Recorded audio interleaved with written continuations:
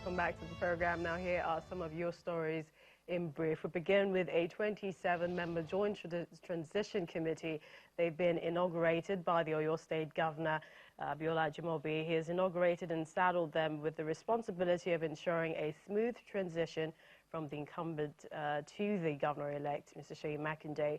The Joint Transition Committee, the first of its kind, comprises 17 members from the government and 10 from incoming administration.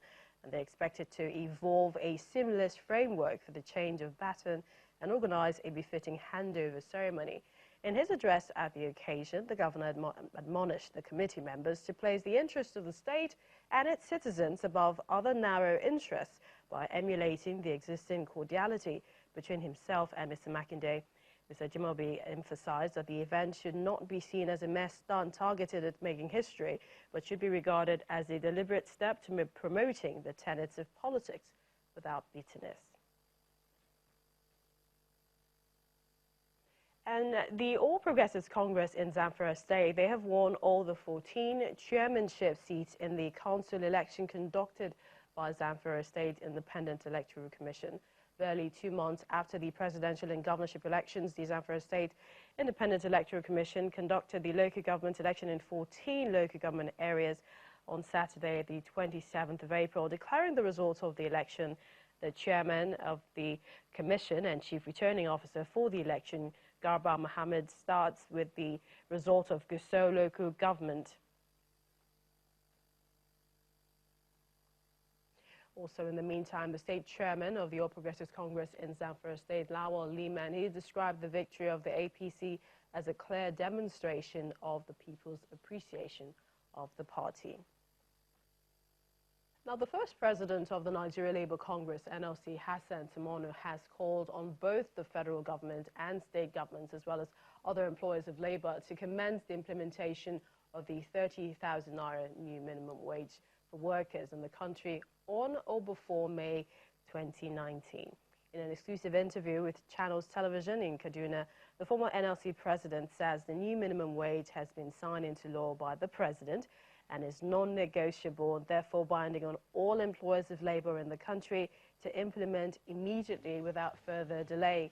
He calls on the federal government labour movement to ensure effective sanctions for employers who refuse to implement the 30,000 naira national minimum wage. On his part, the General Secretary of Textile Workers Union of Nigeria, Issa Remo, describes as a criminal offence by any state government or private employer that fails to implement the new minimum wage, adding that workers now have the constitutional right to go against any employer that fails to do so.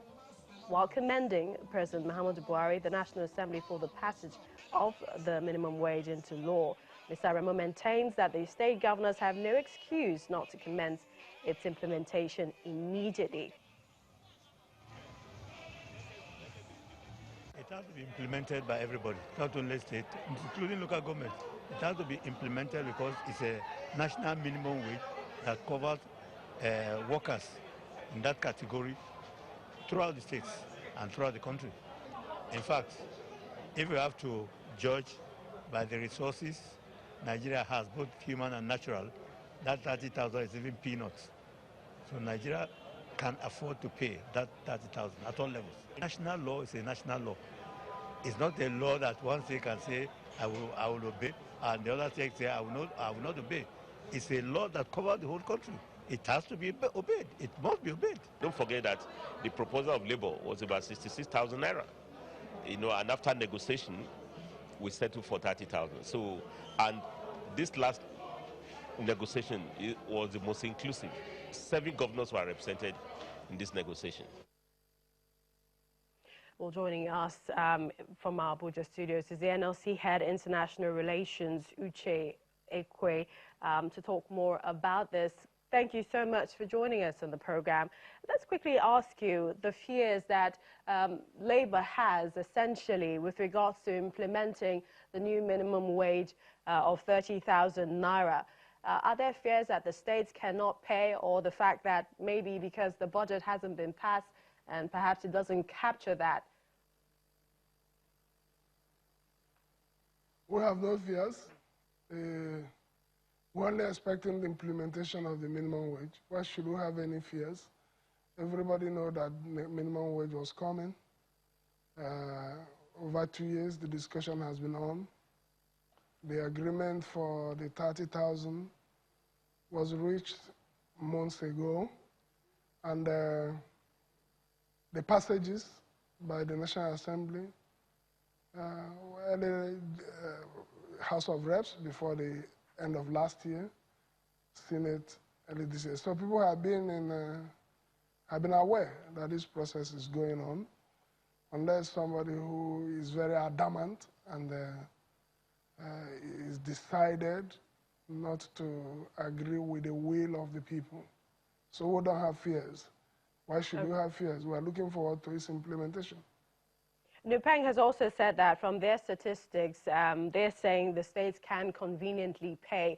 But what will be the NLC's position if any of the states cannot pay? I think we've gone past this for a very long time. Bear in mind that the process of minimum wage negotiation took into account ability to pay, and all the arguments have been raised. All those debates has been on. What we are dealing with now is the law of the Federation. We are no more dealing with negotiations and speculations. What we are dealing with is a law. And governors, for example, you are making, took an oath of office to obey and uphold the Constitution of the Federal Republic of Nigeria. But don't forget that the law also existed with the former minimum wage, and then yet some state governors couldn't meet up with paying the wage bill. Yeah, those are totally different things. We can't dwell on those who refuse to pay. And like those who refused to pay, we kept engaging them until the number reduced. Basically, everybody is paying the minimum wage, but it is the other adjustments that have been the arguments. And we have made those arguments, it's about priority. What do you choose? And if you remember, precisely on the 8th of January this year, we had a course to organize rallies and protests across the 36 states of the Federation, including the FCT. And most governors, some who have returned to the office after the election, pledged that they will pay the 30,000 minimum wage. Just before we go, they wouldn't have made those commitments without looking and thinking about how to pay it. Just before we go, the issue of productivity has also come into question. If the workers' productivity will increase with the increase in the minimum wage or reduce. Let us know what you think about that, in line with the May 1st, where we get to celebrate Workers' Day. Yeah, the issue of productivity is very clear for us, and we have been campaigning on it on our own part. And it's simple. Somebody is driving the seat.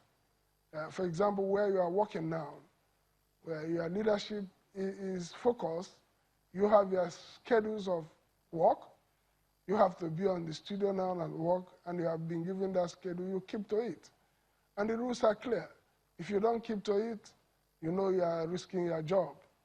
So the workers are ready to give in their best, and they are looking forward that those directing the ship of state or captains of industry provide the tools and instruments for work.